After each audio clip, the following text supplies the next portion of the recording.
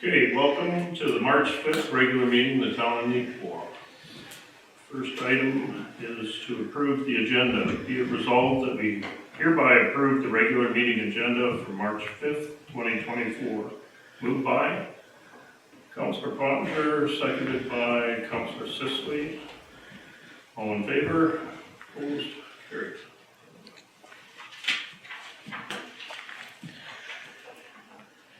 Next. Be it resolved that we hereby approve the minutes of the regular meeting held February 20th as circulated. Moved by Councillor Kostenchuk, seconded by Councillor Nadeau. Any questions? It's clear that you and I are to hold up on the meetings. We had a 17-minute meeting. Yeah. Yes. Okay, all in favor? Opposed? Carried.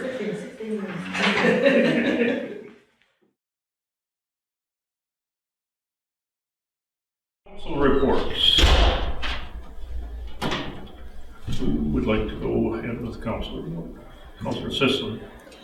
Got a couple of things. Handyman, there will be a fundraising supper for the Neepawa Handyman put on by the Legion ladies on Friday, March 15th. Supper will include roast beef and the trimmings. Tickets are $17. You can call 204-476-5738 to book your ticket for supper in the hall. If you do reside in Aspen, Lee, Haddon Place, Hamilton Place, Elks Manor, Prairie Oasis, or Prairie Haven, you can pre-order your meal and they will be delivered for $20.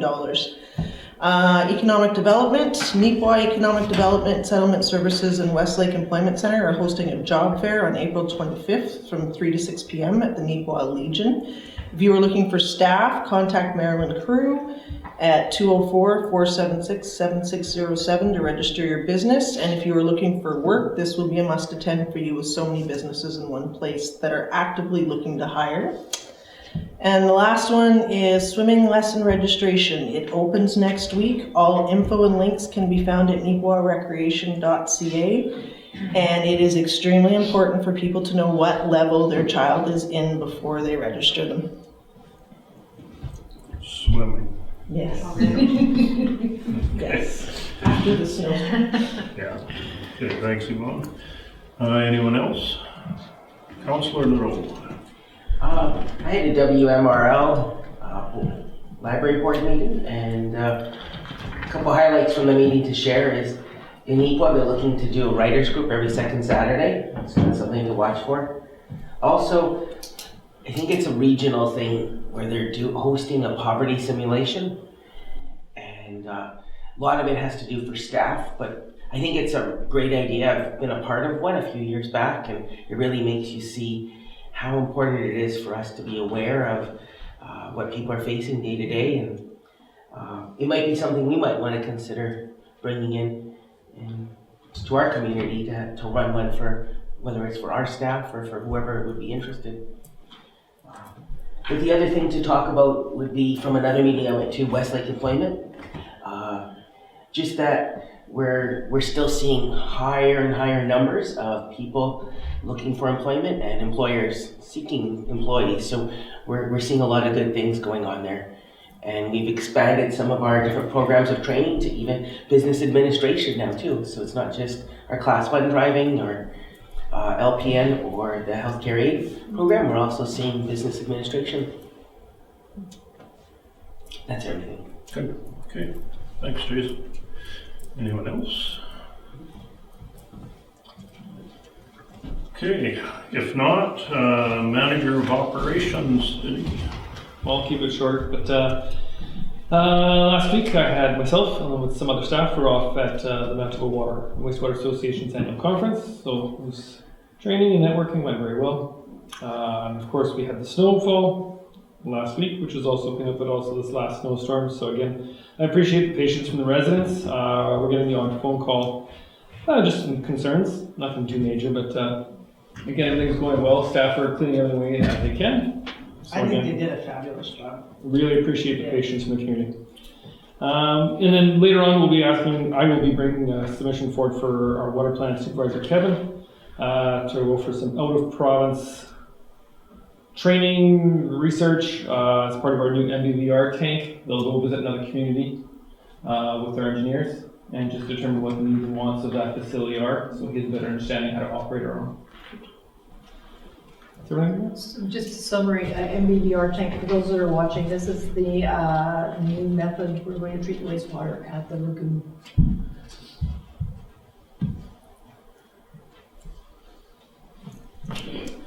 Okay, moving on to finance.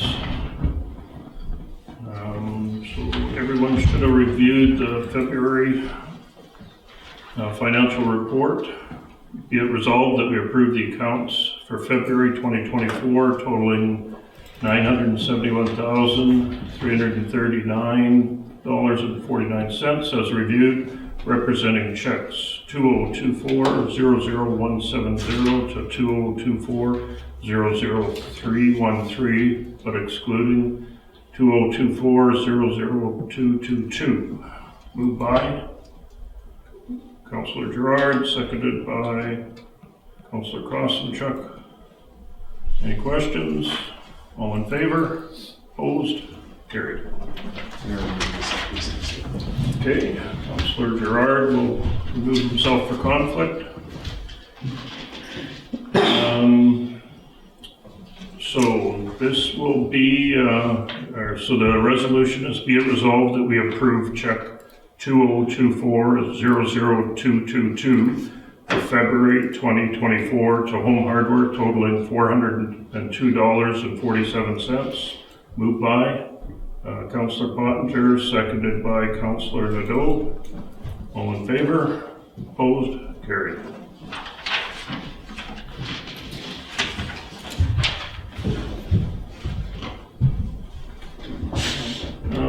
Colleen, did you want to talk about December statement? So the December 2023 financial statement. The municipal act requires that a municipality file not later than March 15th in each year the financial statements for the preceding year. And in respect to this time frame, we have now finalized those statements.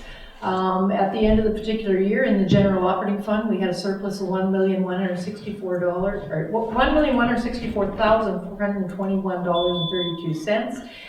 Mainly attributed to things that we did not expect to receive in the year and that were not budgeted. So there was a 69% increase in the 2023 municipal operating grant from the province of Manitoba, equating to $255,000 roughly. That ended a 7-year grant funding freeze. We had an increase in the urban policing grant that we received also from the province of Manitoba. It was revised to reflect the per capita calculation that would align us now with the 2021 census, and then a 28% overall funding increase equating to $299,000 roughly. We also received a one-time payment of $435,000 roughly from the province of Manitoba. It was Neepawa's share of the Rural Strategic Infrastructure Funding that was announced in 2023 to assist municipalities with shortfalls in funding they were experiencing, kind of catch up after the pandemic, and to put towards those projects that people are struggling to fund. And we also had increased revenue of roughly $157,000 in lease rent applicable to the provincial share of the new RCMP building. And of course, there's a capital cost recovery that was negotiated in relation to the cost of construction and the ratio of provincial versus municipal staff.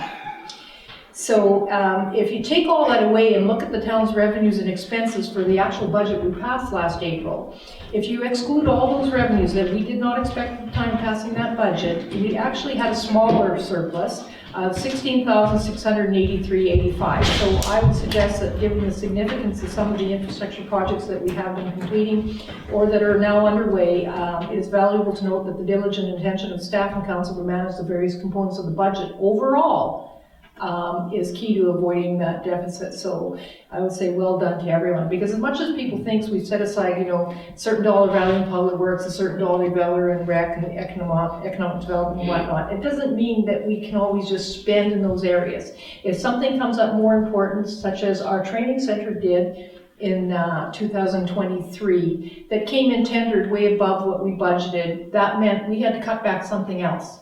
So to manage the whole overall budget, to come up at the end of the year technically with $16,000 surplus was phenomenal. So the surplus that we have of roughly 1.2 million, we're recommending that go into the building and land reserve. And then in our utility operating, we had surplus of $126,202.18. And the bulk of that was basically attributed to setting the new water and sewer rates. We could not account for it at the time of passing the budget because we're at the mercy of the PUB and the timing of them approving our application. And we're recommending that go into the utility water reserve. So the resolution in front of you right now is to approve the statement with those surpluses, and the one following that is to approve the transfer of those surpluses into the reserve accounts. Okay, any questions? All right. So the resolution reads, be it resolved that we approve the unaudited financial statement for the year ended December 31st, 2023, moved by Councillor Sisley, seconded by Councillor Gerard. All in favor? Opposed? Carried. So then continuing on, resolution dealing with the surplus, be it resolved that we approve the transfer of the year-end unaudited general operating fund surplus of $1,164,421.32 to the building and land reserve, and the utility operating fund surplus of $126,202.18 to the utility water reserve. Be it further resolved that the transfers be net of any required year-end adjusting audit entries. Moved by Councillor Pottinger, seconded by Councillor Kostenchuk. Any questions? All in favor? Opposed? Carried.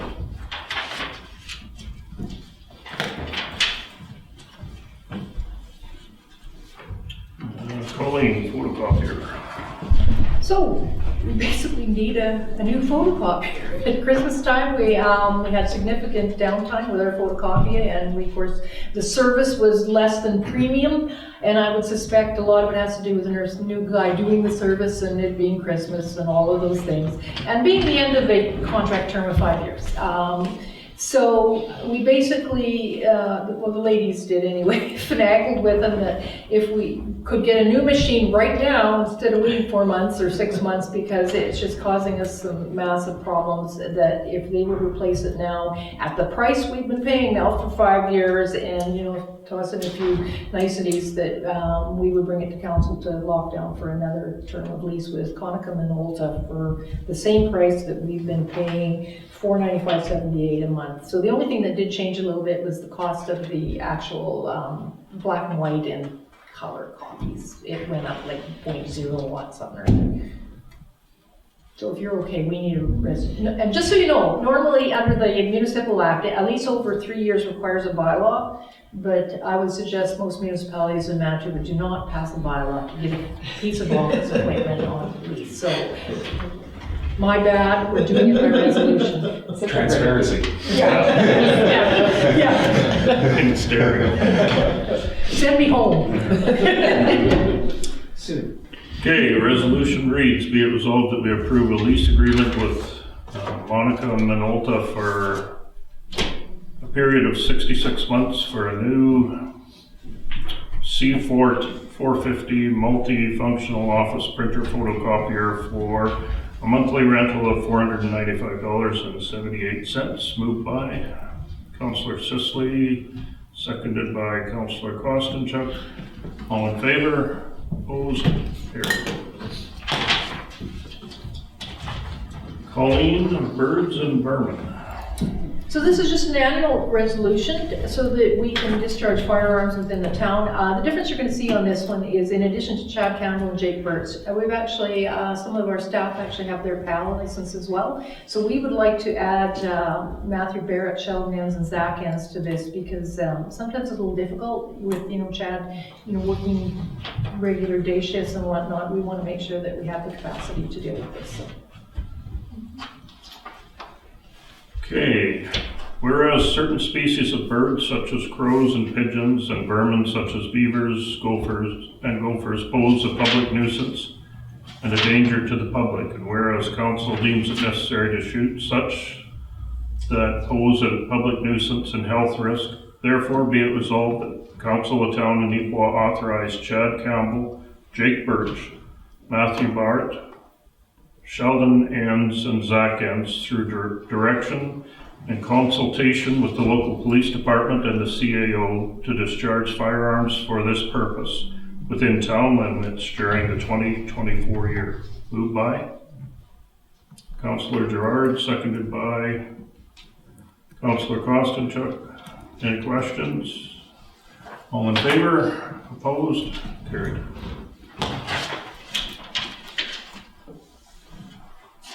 Subdivision voting.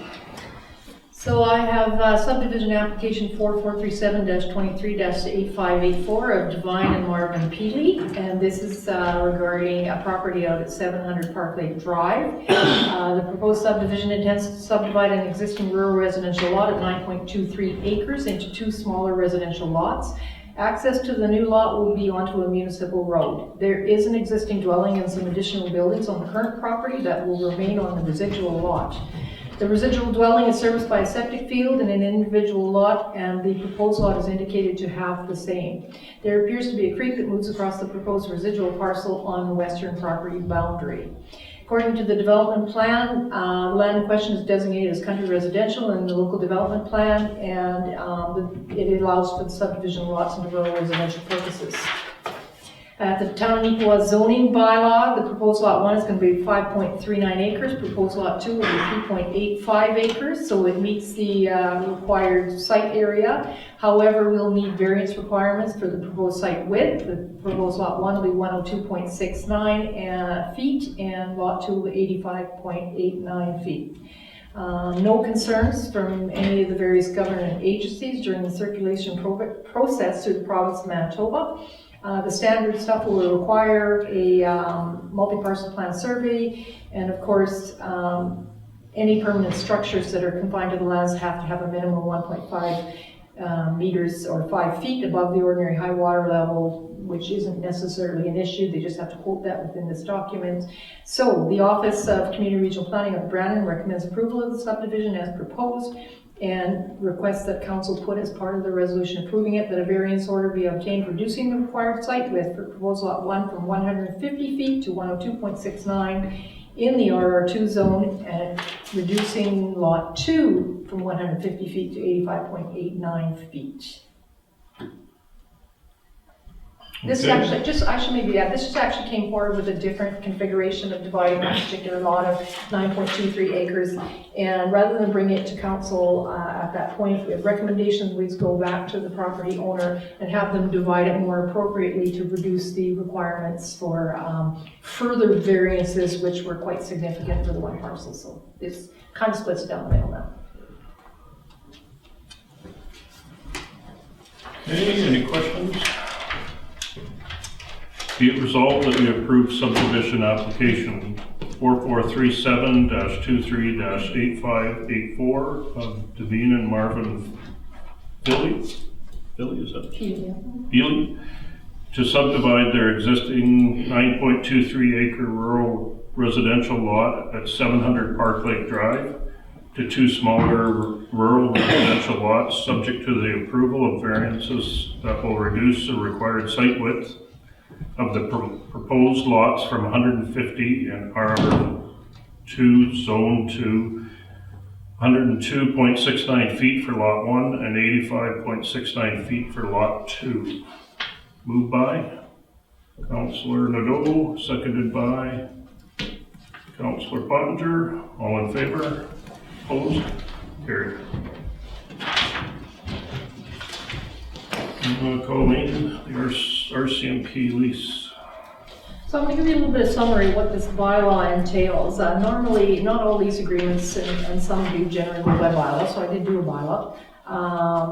So previously located at 239 Mill Street, the Neepawa RCMP detachment was constructed in 1987 by the town of Neepawa at a cost of $376,200. Imagine. And it was basically a 291.5 square meter structure at that time. The building became home to a combination of municipal and provincial RCMP members premised on a 25-year lease agreement between the town and the RCMP to recapture the provincial portion of the capital investment and to share operational and maintenance expenses proportionately. The capital proportion of the lease ended in 2006, and subsequent leases since that time, as long as it was located at 239 Mill, just basically shared operational and maintenance expenses since then.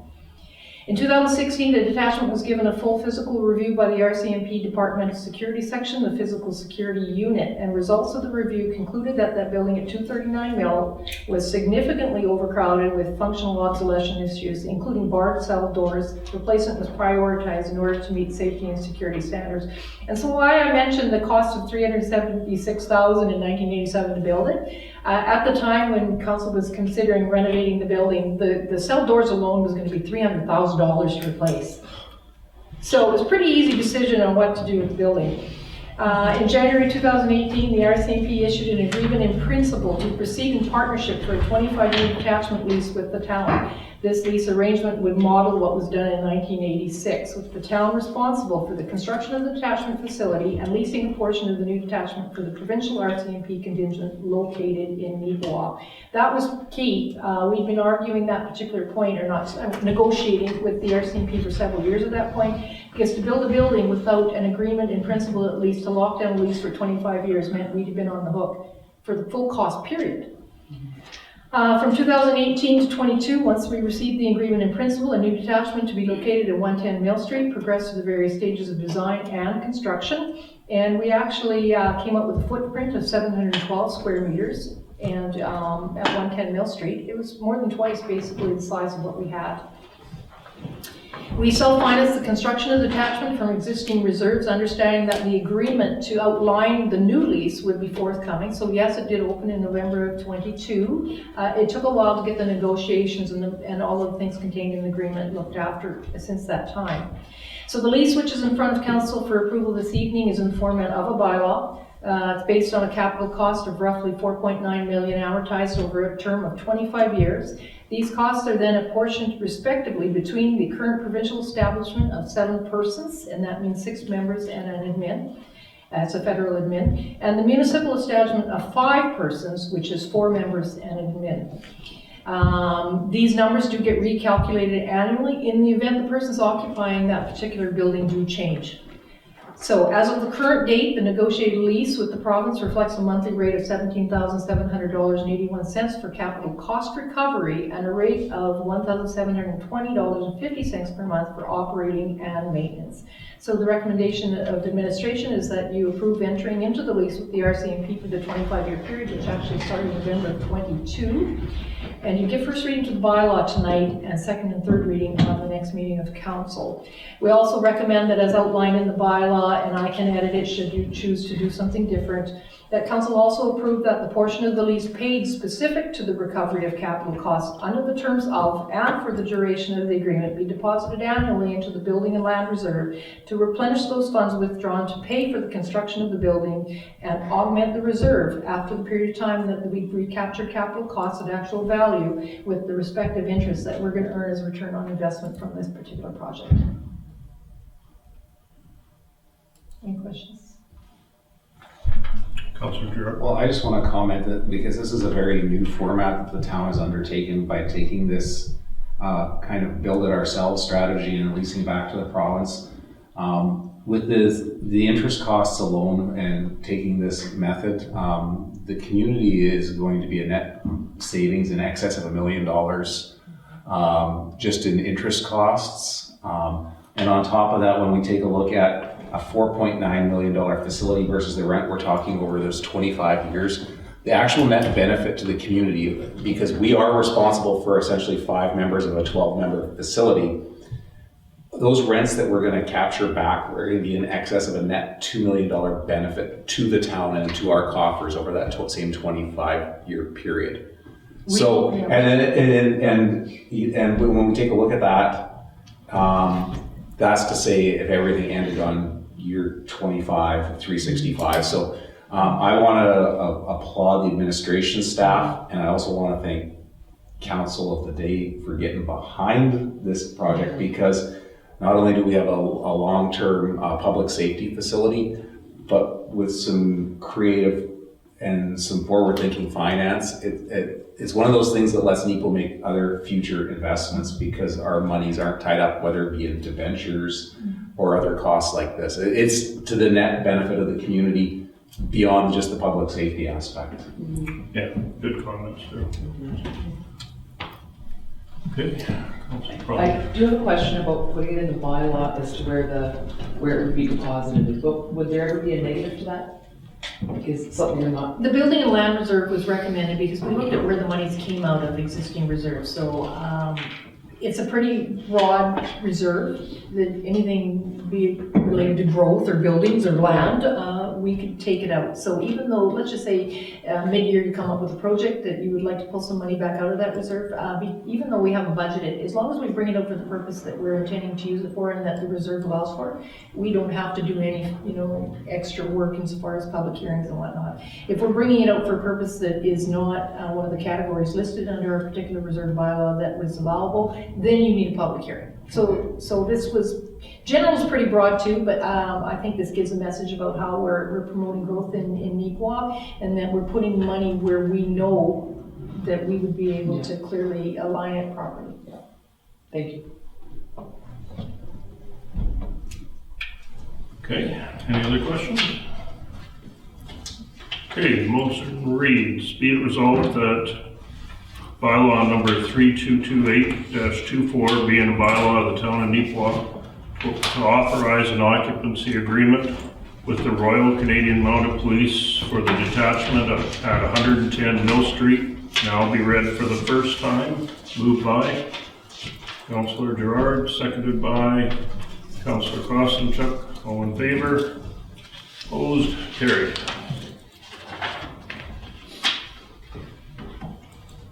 Okay, I guess before we adjourn, is there any other additional information? If not, be it resolved that the Council of the Town of Neepawa do now adjourn this regular meeting at 7:27. Moved by Councillor Kostenchuk, seconded by Councillor Pottinger. All in favor? Opposed? Carried.